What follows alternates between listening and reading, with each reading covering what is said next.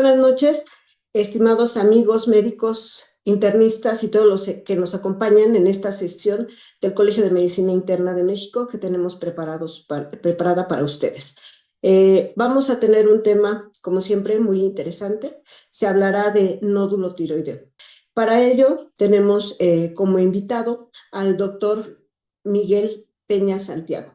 El doctor Peña Santiago es médico internista, es egresado de la Universidad de Yucatán y también hizo la especialidad en medicina interna en el Hospital Regional de Alta Especialidad de la Península de Yucatán. El doctor Peña Santiago es, por supuesto, colegiado vigente, está certificado por el Consejo de Medicina Interna, trabaja actualmente como adscrito en el Servicio de Medicina Interna y es profesor titular de la especialidad en el Hospital General de Zona número 36 del IMSS y también es vicepresidente del Colegio de Medicina Interna en la filial de Coatzacoalcos. Adelante, por favor.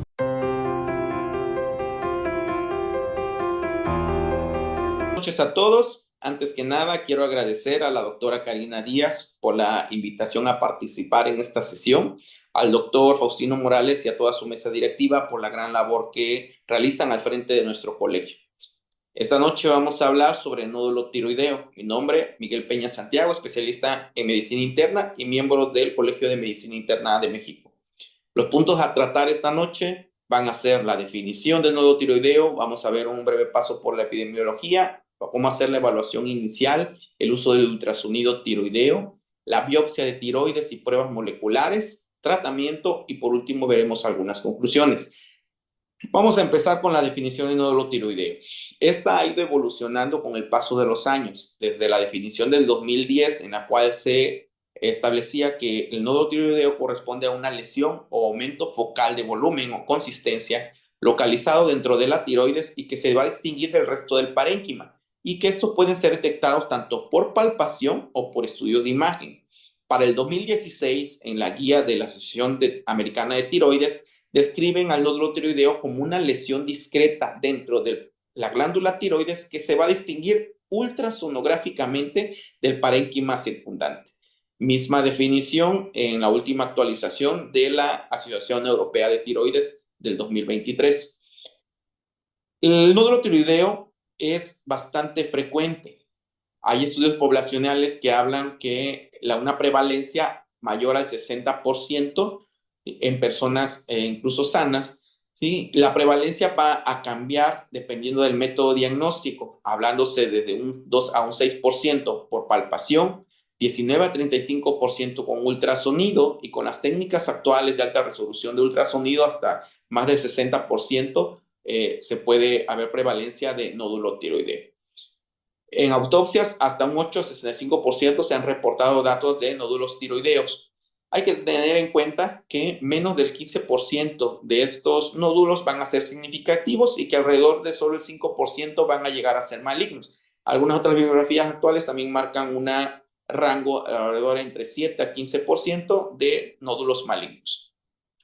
Las causas de nódulo tiroideo: dentro de las causas benignas tenemos al nódulo coloide, a la tiroiditis de Hashimoto, que es bastante frecuente, el quiste simple hemorrágico, el adenoma folicular y la tiroiditis aguda como principales causas benignas de un nódulo tiroideo y que representan más del 90% de las causas. De las causas malignas tenemos causas primarias como los carcinomas derivados de células foliculares, como el papilar, folicular y anaplásico, carcinomas derivados de células C como el carcinoma medular, los linfomas tiroideos y como causas secundarias, pues el carcinoma metastásico. La evaluación inicial de un paciente con nódulo tiroideo, el primer paso, como dice la diapositiva, primum non nocere. Primero, no alarmar al paciente, porque es muy frecuente que el paciente llegue a la consulta angustiado porque prácticamente ya le dijeron que tiene cáncer y que se va a morir en muchas ocasiones. Entonces hay que tener en cuenta, como lo vimos en las diapositivas pasadas, que es bastante frecuente el hallazgo de nódulos tiroideos y la gran mayoría son benignos. Por eso hay que tener presente que el nódulo tiroideo es común y comúnmente benigno. Y siempre tenemos tiempo de hacer el protocolo diagnóstico. La evaluación inicial debe incluir una historia familiar y personal minuciosa, una evaluación física también minuciosa. Se debe incluir los test de función tiroidea, principalmente la valoración de la hormona estimulante de la tiroides y por supuesto que la evaluación del cuello con el ultrasonido. Dentro de la historia familiar y personal hay que poner especial énfasis en la historia de radiación a cabeza y cuello, radiación corporal total en caso de trasplante de médula ósea, exposición a radiación ionizante en la infancia o adolescencia, carcinoma de tiroides familiar, algunos síndromes que van a predisponer a cáncer de tiroides, como los que vemos en pantalla, el crecimiento rápido del nódulo, que es muy importante. Los nódulos de crecimiento rápido tienen mayor riesgo de ser malignos, que el nódulo se asocia a síntomas compresivos como la disfagia y disnea, también aumentan el riesgo de malignidad. La evaluación física debe ser completa, ¿sí? No solo enfocarnos al cuello, sino hacer una completa evaluación, pero poniendo principal énfasis en la parálisis de cuerdas vocales, que se manifiesta normalmente como una disfonía. Los nódulos únicos mayores a 4 centímetros también tienen mayor riesgo de malignidad, la aparición de linfadenopatía cervical y que el nódulo esté duro y adherido a planos profundos. Estos hallazgos aumentan la probabilidad de que el nódulo sea maligno. Bueno, la mayoría de guías que hablan de nódulo tiroideo concuerdan en que un nódulo va a ser significativo cuando sea mayor a 1 centímetro. ¿Sí? Entonces, ya una vez que tenemos un nódulo mayor a 1 centímetro y que hicimos una historia clínica minuciosa, un examen clínico, pues como ya habíamos mencionado, la primera evaluación va a ser la hormona estimulante de la tiroides. En caso de que esta sea una hormona estimulante de la tiroides en rangos normales, lo que va a seguir es realizar la estratificación de riesgo de acuerdo al ultrasonido y la decisión de VAF será de acuerdo a la estratificación de riesgo. Cuando la TSH esté disminuida, que hablamos de un hipertiroidismo, se recomienda hacer mediciones de las fracciones libres de T4 y T3, así como anticuerpos contra el receptor de tiroglobulina, anticuerpos contra la peroxidasa tiroidea, el gamagrama con radionúclido, ya que eso nos va a permitir determinar si es un nódulo caliente o un nódulo frío. La importancia es que el nódulo caliente, la probabilidad de malignidad es cercana a 0 y por lo tanto no está indicado realizar la biopsia, mientras que un nódulo frío se debe de hacer la estratificación de riesgo de acuerdo al ultrasonido y la decisión de VAF será de acuerdo al riesgo por ultrasonido. Cuando tengamos una TSH elevada, también se recomienda medir la T4 libre, los anticuerpos antiperoxidasa tiroidea y antitiroglobulina, ¿sí? Pero también la estratificación de riesgo y la decisión de la biopsia va a ser de acuerdo a los hallazgos de ultrasonido. El ultrasonido de tiroides, por lo tanto, es el paso que sigue en cuanto al diagnóstico del nódulo tiroideo. Actualmente existen varios sistemas de estratificación, algunos se basan en patrones, algunos se basan en puntos de acuerdo a características de cada nódulo que se van asignando y se suman y se hacen categorías de riesgo. La evaluación debe incluir no solo la glándula tiroides, sino también el cuello. De los elementos que deben de ser reportados en un ultrasonido de tiroides cuando hay enfermedad nodular tiroidea, tenemos que hay que reportar tanto lóbulos tiroideos, la conicidad, el tamaño, presencia de extensión subexternal o compresión de estructuras cervicales, del nódulo, principalmente localización, ecogenicidad, composición, si hay signos o no de sospecha y si hay extensión extratiroidea. Los nódulos más largos de 10 milímetros son los que deben de ser descritos principalmente y los nódulos entre 5 y 10 milímetros cuando tengan signos de sospecha.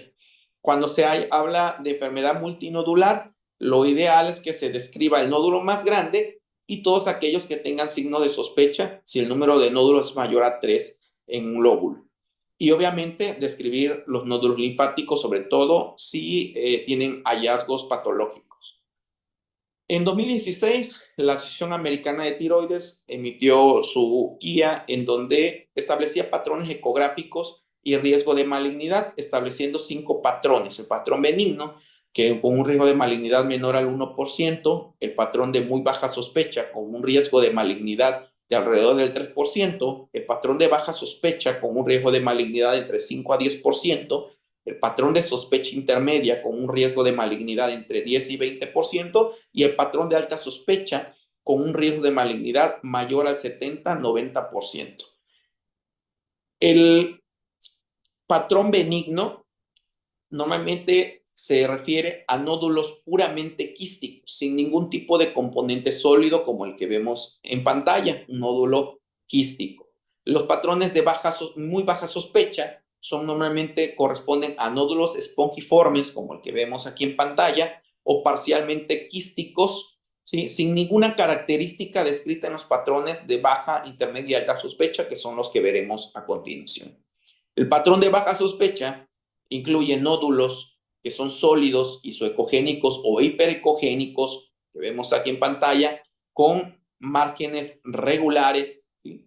Nódulos parcialmente quísticos con áreas sólidas excéntricas, como el que vemos aquí en pantalla también, sin presencia de microcalcificaciones, sin márgenes irregulares, sin excreción extrateroidea y no más alto que ancho en su forma. La sospecha intermedia se refiere a nódulos que van a ser sólidos, hipoecogénicos, como el que vemos aquí, con márgenes lisos, sin presencia de microcalcificaciones, sin extensión extratiroidea y no más alto que ancho. Mientras que el patrón de alta sospecha van a ser nódulos hipoecoicos o con componente hipoecoico de sólido de un nódulo parcialmente quístico que presenta algunas de las características como microcalcificaciones, márgenes irregulares, que sea más alto que ancho en su forma, que haya extensión extratiroidea, como que vemos aquí. Incluso aquí también ponen las calcificaciones periféricas con un pequeño componente de tejido blando extrusivo, como el que vemos en esta imagen, ¿sí? Son los que van a corresponder a patrones de alta sospecha. En cuanto a las características que se han reportado que predicen mayor riesgo de malignidad en cuanto a los ganglios linfáticos del cuello, las microcalcificaciones, el aspecto quístico, la vascularidad periférica, la hiperecogenicidad y la forma redondeada de los ganglios son los que van a tener mayor predisposición a que sea maligno el hallazgo. La propia Asociación Americana de Tiroides establece puntos de corte para recomendaciones de biopsia, en la cual se recomienda como biopsia por aspiración por aguja fina. En el caso del patrón benigno, no recomiendan realizar biopsia, solamente seguimiento. El patrón de muy baja sospecha, solamente consideran realización de biopsia en caso de que el nódulo sea igual o mayor a 2 centímetros. El patrón de baja sospecha, se recomienda la biopsia en caso de que el nódulo sea mayor o igual a 1,5 centímetros, y en los casos de patrones de sospecha intermedia o sospecha alta se recomienda la biopsia en caso de que el nódulo sea mayor a 1 centímetro. En 2017, el Colegio Americano de Radiología emitió también un sistema de estratificación, el famoso TIRADS, que ha sido uno de los más adoptados a nivel mundial, en el cual se evalúan 5 puntos de cada nódulo, que es la composición, la ecogenicidad, la forma, el margen y focos ecogénicos, asignando puntos desde 0 hasta 3 puntos en alguno de estos ítems y que a la postre se suman y nos van a dar 5 categorías de riesgo. TIRADS 1, que corresponde a 0 puntos, que son benignos y en el cual no está recomendado realizar biopsia. 2 puntos que corresponden a un TIRADS 2, donde tampoco recomiendan biopsias. 3 puntos se consideran un TIRADS 3 con una sospecha baja de malignidad, en el cual se recomienda biopsia solo si el nódulo es igual o mayor a 2,5 centímetros y seguimiento en caso de que sea mayor a 1,5 centímetros. De 4 a 6 puntos, TIRADS 4 con sospecha moderada, en la cual se recomienda biopsia si mide igual o mayor a 1,5 centímetros y el seguimiento en caso de que sea mayor a 1 centímetro. Y 7 puntos o más se clasifica como un TIRADS 5 con alta sospecha, en el cual se recomienda biopsia a partir de 1 centímetro de tamaño y seguimiento a partir de 0,5 centímetros. También en Europa se ha adoptado a través de la Asociación Americana Europea de Tiroides lo que es el EUTIRADS, que es muy parecido al TIRADS, en el cual también se establecen 5 categorías de riesgo. En su último guía del 2023, pues establecen que para TIRADS 1 y 2 no necesariamente o no recomienda la realización de biopsia. Para un EUTIRADS 3 recomiendan biopsia si es mayor a 2 centímetros. Un TIRADS 4, que es riesgo intermedio, recomienda biopsia si es mayor a 1.5 centímetros. Y para EUTIRADS 5, que es categoría de alto riesgo, se recomienda biopsia si es mayor a 1 centímetro. Este es un cuadro donde vemos una comparación de los distintos sistemas de estratificación de riesgo por ultrasonido, ¿sí? Donde vemos que pues básicamente concuerdan mucho con sus puntos de corte, como vemos aquí la Asociación Americana de Tiroides y el EUTIRADS, que en los de baja sospecha recomiendan como punto de corte la biopsia a partir de los 2 centímetros, ¿sí? En los de sospecha intermedia, a partir de 10 milímetros la Asociación Americana de Tiroides, y los europeos más de 15 milímetros, y los de alta sospecha más de 1 centímetro se deben de biopsiar. Bueno, ¿qué hacer con los que no van a biopsiarse? La EUTIRADS recomienda que la vigilancia debe de ser, si el nódulo es de 5 a 10 milímetros en caso de EUTIRADS 2, si no requiere futura evaluación. Si pasa más de 10 milímetros, 1 centímetro, se da a repetir el ultrasonido en 3 a 5 años. Y la realización de BAF solamente en caso de que haya crecimiento significante o nuevos hallazgos de sospecha en ultrasonido, o si se plantea un tratamiento.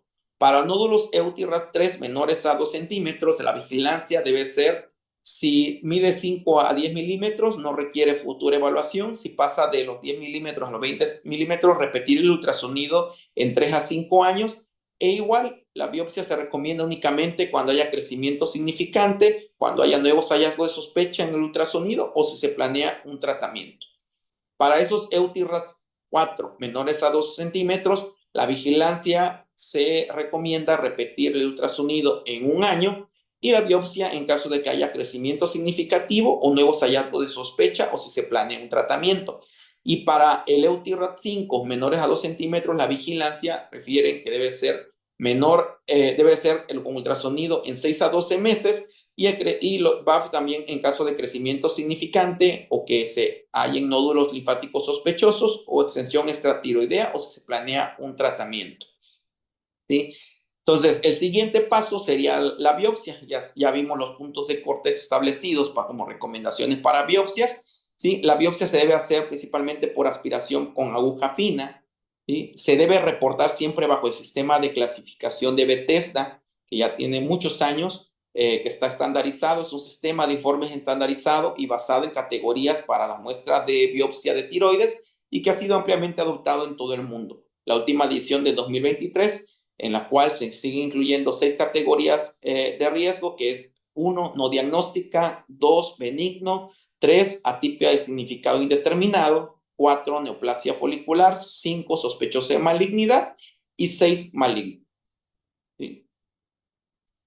Cada una de estas categorías tiene un riesgo implícito de malignidad, ¿sí? Y el manejo usual que nos da en su reporte de Bethesda 2023 es que en la no diagnóstica lo ideal es repetir la BAF con guía ultrasonográfica, cuando sea categoría 2 benigno, seguimiento clínico y ultrasonográfico. En caso de atipia de significado indeterminado, lo que más recomienda es repetir la biopsia o aplicación de test moleculares. Se puede optar también por lobectomía diagnóstica y seguimiento.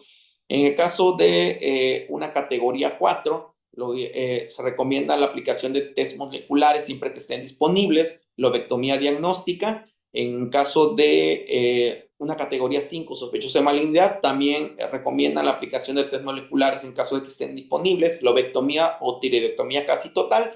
Y en caso de que sea categoría 6 maligna, lo ideal es lobectomía o tiroidectomía casi total. ¿Sí? También la Asociación Europea de Tiroides recomienda que en caso de que sea un Bethesda 1 con un EUTIRADS 3 en el ultrasonido mayor a 2 centímetros, repetir la biopsia. Si todavía vuelve a salir Bethesda clase 1, incluso considerar realizar una biopsia con aguja gruesa. En caso de que el nódulo por Euthyrox haya sido reportado como categoría 4 mayor a 1,5 centímetros, categoría 5 mayor a 1 centímetro, lo ideal es repetir la biopsia, y si todavía vuelve a salir Bethesda clase 1, ellos consideran la realización de biopsia con aguja gruesa o realización de test moleculares si están disponibles y hay suficiente material para realizar el estudio. En caso de Bethesda 2, ¿sí?, con un Euthyrox 3 mayor a 2 centímetros del nódulo o un 4 mayor a 1,5 centímetros, lo recomiendan es repetir el ultrasonido en 3 a 5 años y repetir la biopsia si hay crecimiento significante o nuevos hallazgos sospechosos. En caso de un Euthyrox 5 mayor a 1 centímetro, lo ideal es repetir la biopsia, ¿sí?, porque no hay una concordancia entre la imagen y patología.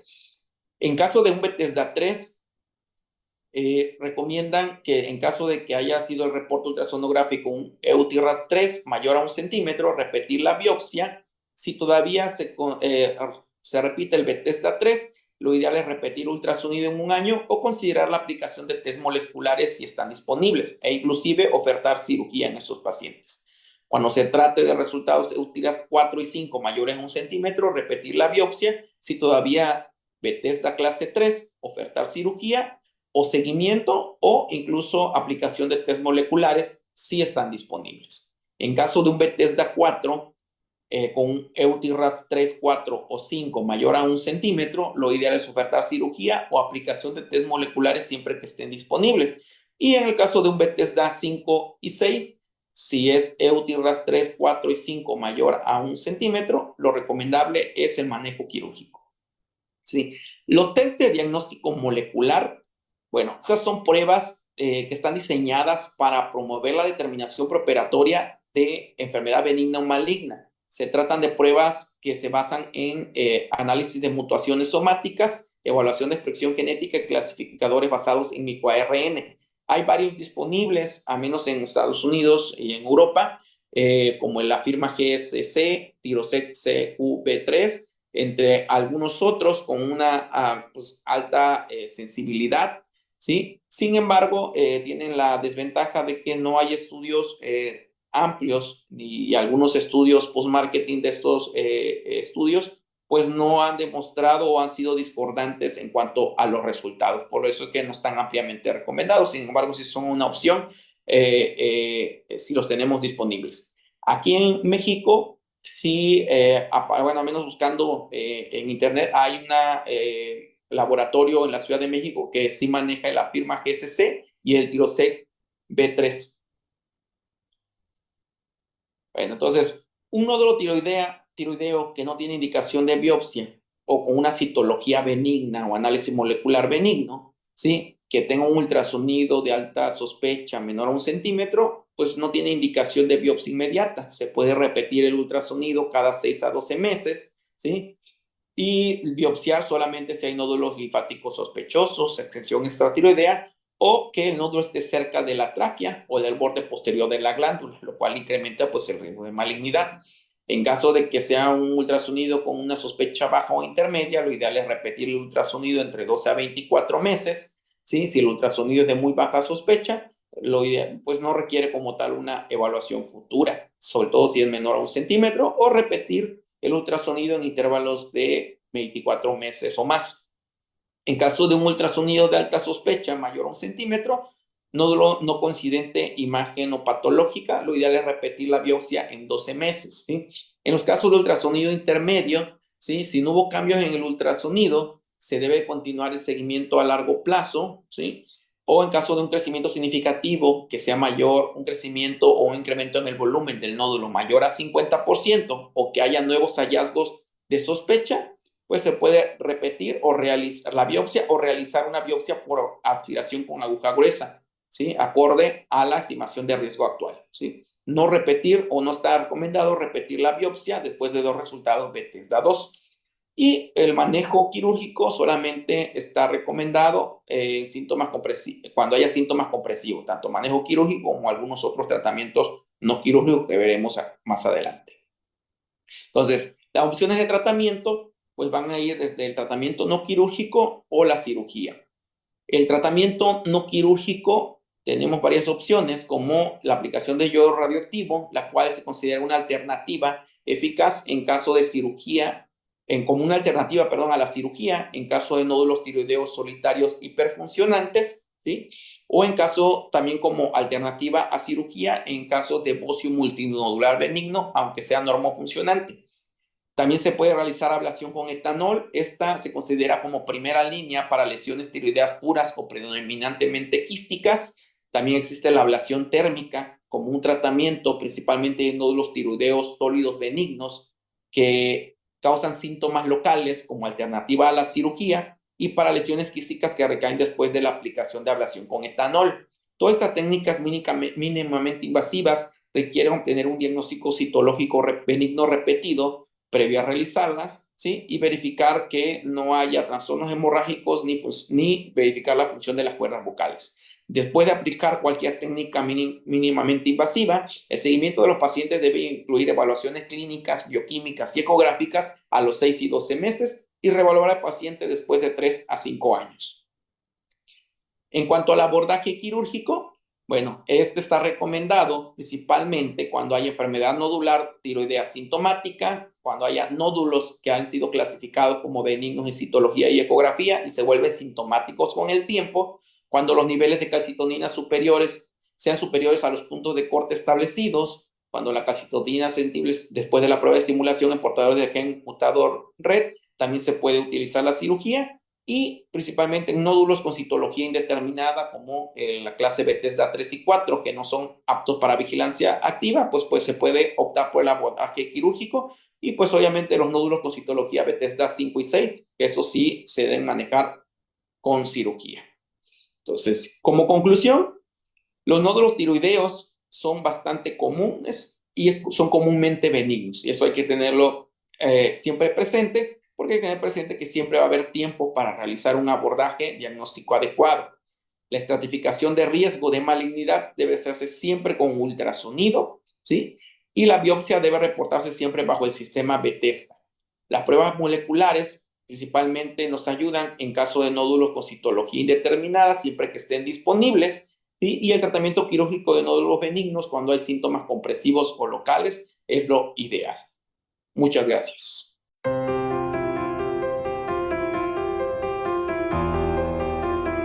Y bueno, doctor, estamos esperando que empiecen a llegar más preguntas y respuestas, pero bueno, empezamos con la doctora Fátima Rodríguez. Ella, como muchos otros, le saluda, le felicita por la excelente ponencia que nos ha compartido en esta noche y nos pregunta, ¿existe alguna asociación entre los niveles de tiroglobulina y el riesgo de cáncer tiroideo? O sea, ¿sigue siendo un marcador todavía vigente como para dar seguimiento a este tipo de pacientes, pensando en un contexto de malignidad?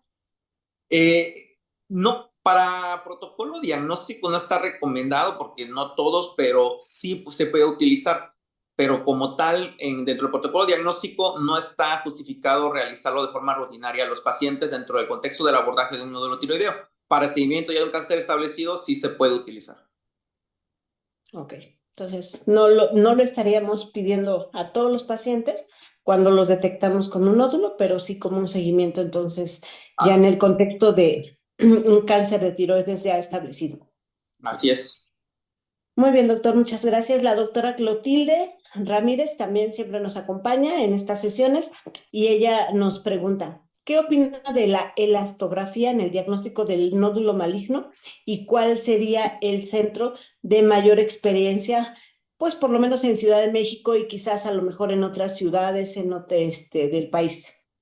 Sí, sí, sabía que iban a hacer esa pregunta sobre la histografía. No lo incluí en las diapositivas porque todavía no es algo que está completamente estandarizado.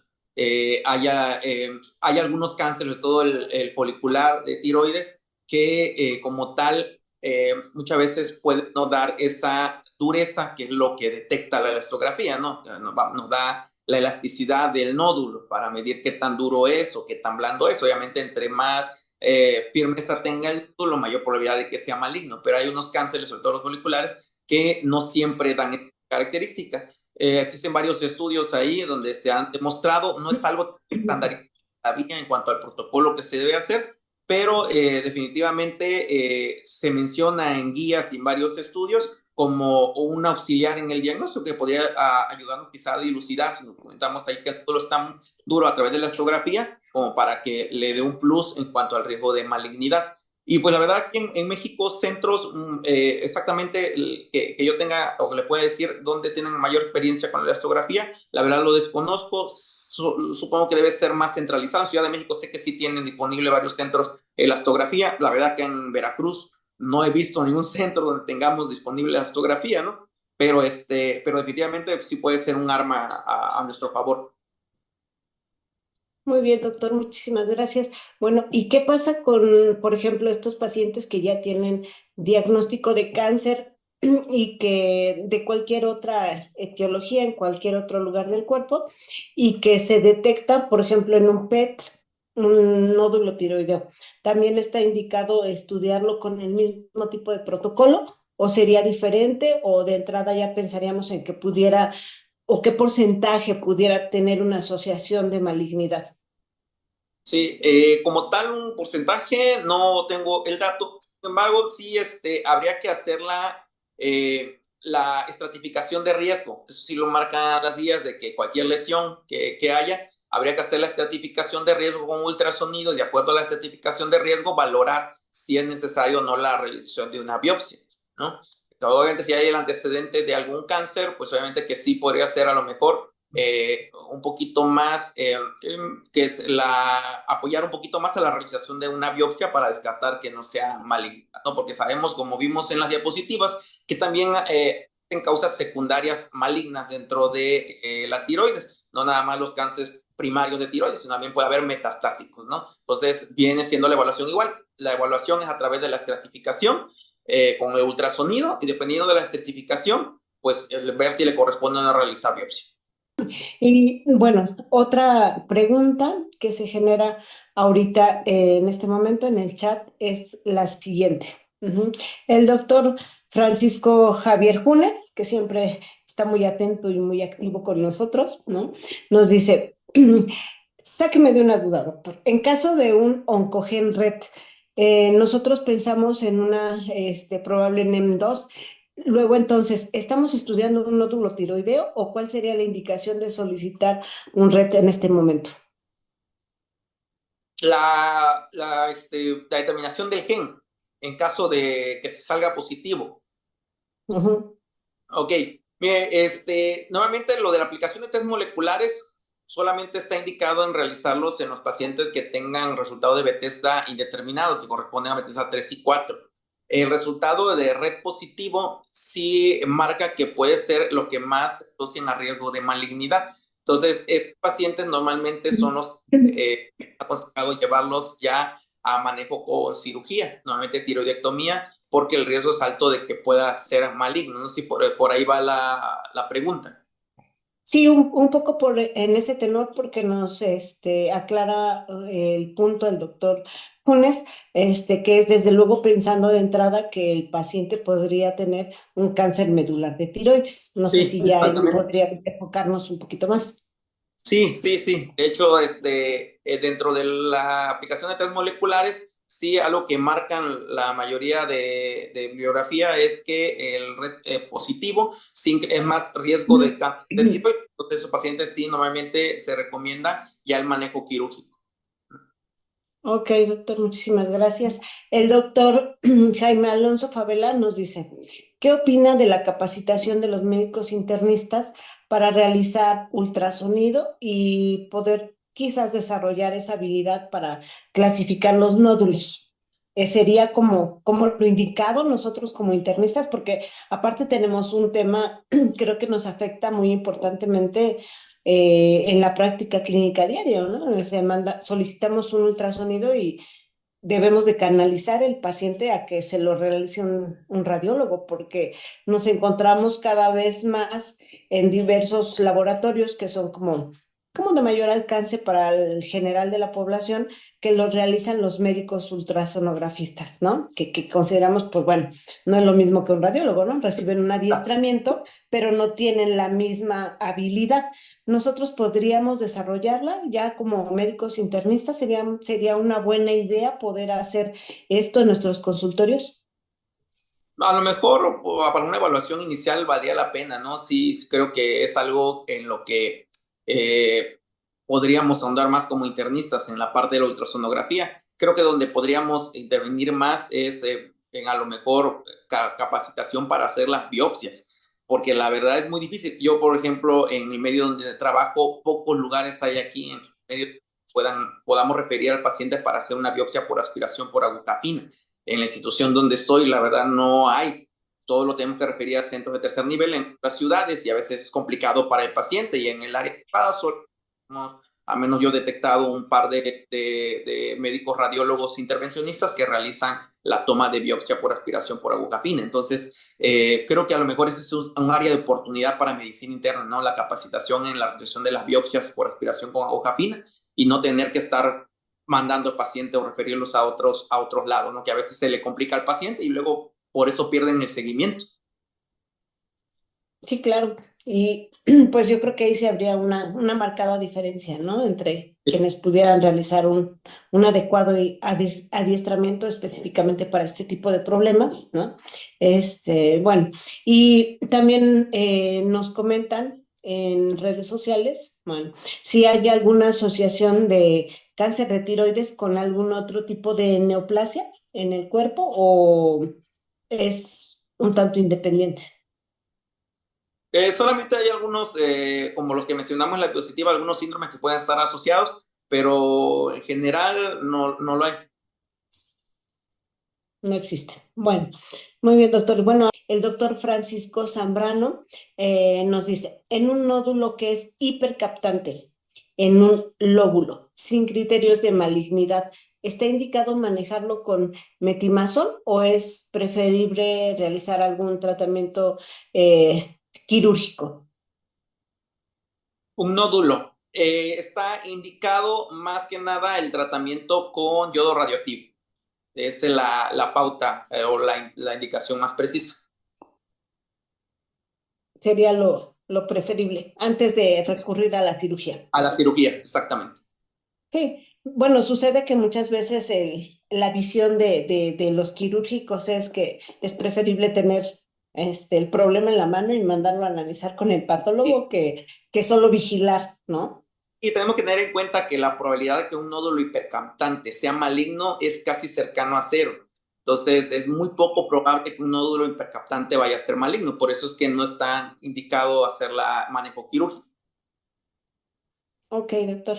Y bueno, ¿qué pasa en el contexto de los pacientes que, bueno, quizás requirieran realizar, por ejemplo, un gamagrama y no existe esa posibilidad por diversos factores o situaciones que ya por muchos conocemos?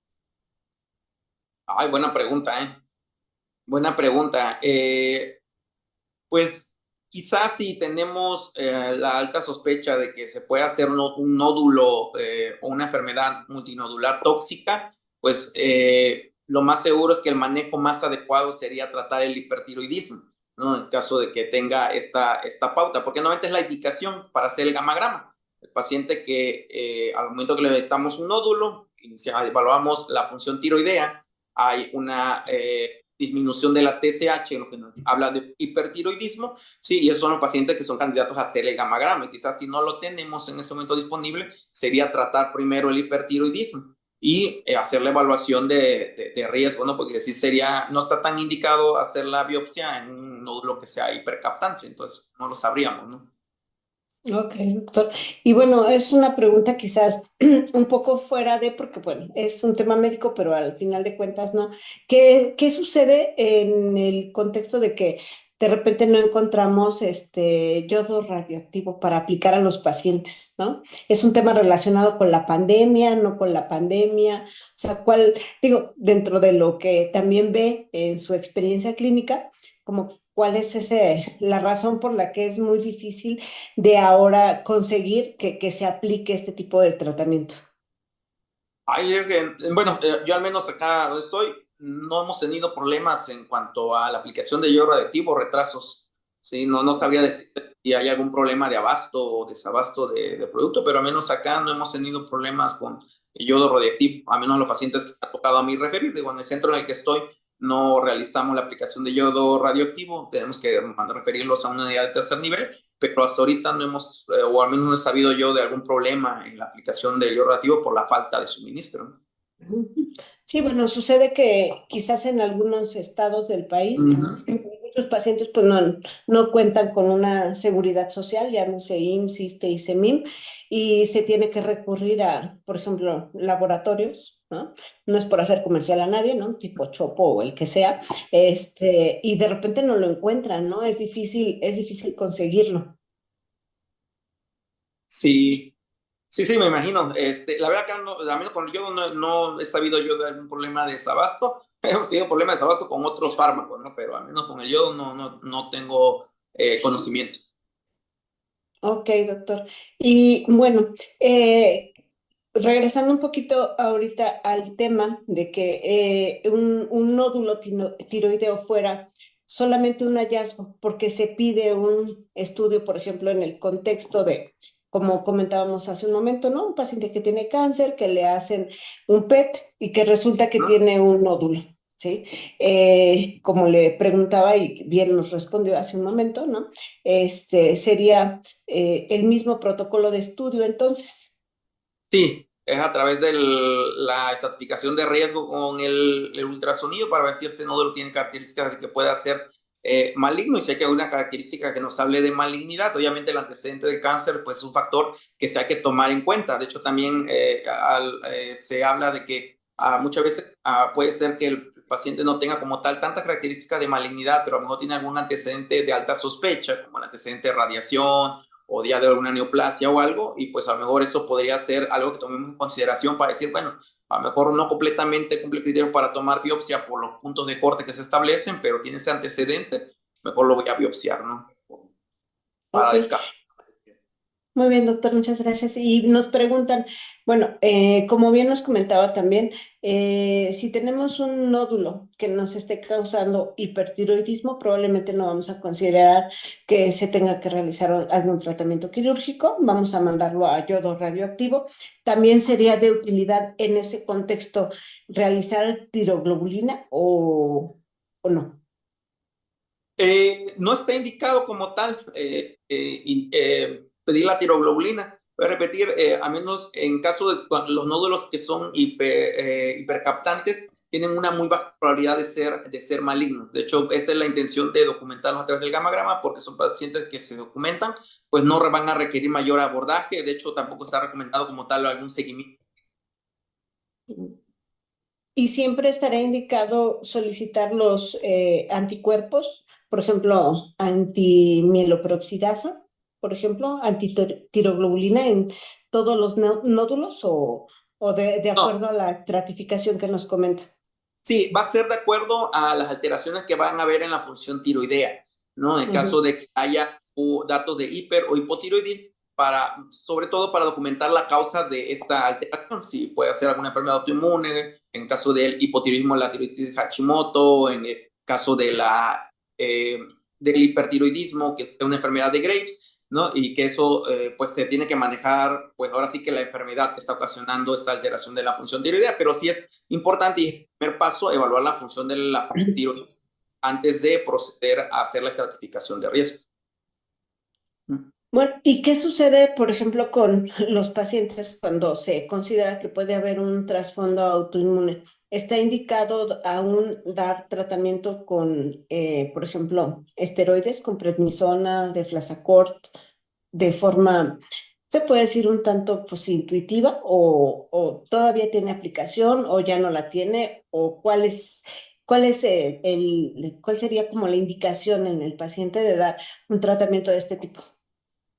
Sí, la verdad no está indicado como tal dar tratamiento con esteroides. Sí, por ejemplo, en el caso del hipertiroidismo, el manejo ya sea, dependiendo de la causa, ¿no? Se pueden dar fármacos antitiroideos, ¿no? Como el metimazol o tiamazol, ¿sí? O en caso de que tenga criterio para usar yodo radioactivo, la ablación con yodo radioactivo, ¿no? Pero el uso de prednisona no está completamente indicado.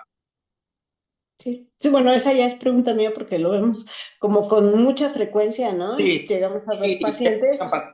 que por hipertiroidismo que les dejan manejo con glucocorticoides. Sí, no es la indicación, no, no. No tendría cabida en ese contexto. Bueno, el doctor Francisco Zambrano agradece la respuesta que le ha dado a la pregunta previa y también, bueno, muy puntual, nos cuestiona. Entonces, el tratamiento de un nódulo hipercaptante con yodo radioactivo, ¿no? Vamos a suponer que lo hacemos. ¿Podríamos o deberíamos o qué tendríamos que hacer como para proteger el lóbulo que está sano? ¿Hay alguna estrategia o...? La verdad, no, no hay ninguna estrategia, o sea, no hay manera de, ahora sí, de selectivamente hacer la ablación solo a un lóbulo, o sea, hacer la ablación completa, ¿no? De la glándula. Sí, claro, digo, y al final del día es más seguro y más sencillo manejar un hipotiroidismo que Así un es. hipertiroidismo, sin duda, ¿no? Ah, Para el paciente y para nosotros, ¿no? sí, sí, sí, así es. Eh, el doctor Jaime Alonso Favela nos dice, gracias por la excelente ponencia. Entonces, la pregunta es, ¿estaría bien hacer talleres de biopsia por aspiración, con aguja fina, en los congresos o cursos de medicina interna? ¿Lo cree que sería una buena alternativa, buena opción? ¿Cómo podríamos hacer esto? Pues yo considero que sí podría ser una buena opción, digo, dado el caso que lo vemos, yo creo que la mayoría vimos es esta situación, sobre todo lo que vivimos en provincia, ¿no? En ciudades grandes como la Ciudad de México, Monterrey, Guadalajara, que es difícil a veces pues, o no hay disponibilidad de quien realice las biopsias, ¿no? A los pacientes tenemos que estarlos refiriendo a centros más grandes, a veces que el paciente tiene que trasladarse a otras ciudades para poder realizarse pues la biopsia. Entonces yo creo que es un área de oportunidad que a lo mejor con una buena capacitación por gente experta, gente capacitada, que pueda a lo mejor darnos esa capacitación a nosotros como internistas, pudiera ser una opción, ¿no? Para subsanar esa deficiencia que tenemos de especialistas que puedan hacer esta intervención en los lugares donde no lo hay. Yo creo que puede ser una buena opción. Sí, claro, finalmente no todos estamos en esas grandes urbes donde es Sí, fácilmente conseguir pues prácticamente cualquier cosa que el paciente requiera, siempre y cuando pues también esté disponible a nivel institucional o de acuerdo a los recursos de los pacientes mismos. La doctora Rosalía García Peña, ¿no? Que también siempre está atenta a nuestras sesiones. Le saluda, le felicita desde Toluca y nos dicen, en el gracias. seguimiento de nódulo tiroideo con baja sospecha de malignidad por ultrasonido, ¿hay alguna estadística que mencione qué porcentaje de estos nódulos evolucionan a malignidad? La verdad no encontré alguna estadística como tal de qué porcentaje. Solamente sí se pide que el seguimiento sea hasta 3 a 5 años de seguimiento con los ultrasonidos anuales para detectar si hay algún nuevo hallazgo de sospecha o un incremento en el volumen, que sería la indicación de realizar una biopsia, ¿no? Para descartar que haya malignidad. Pero a ver, el dato de un porcentaje, ese sí no lo tengo. Ok, doctor, muchas gracias. Y la pregunta del doctor del Ángeles. ¿Se ha encontrado algunos casos en los que por biopsia, por aspiración con aguja fina, nos indica que probablemente haya una malignidad, pero al realizar una tiroidectomía, el resultado de la pieza, pues resulta que no, que es totalmente benigno?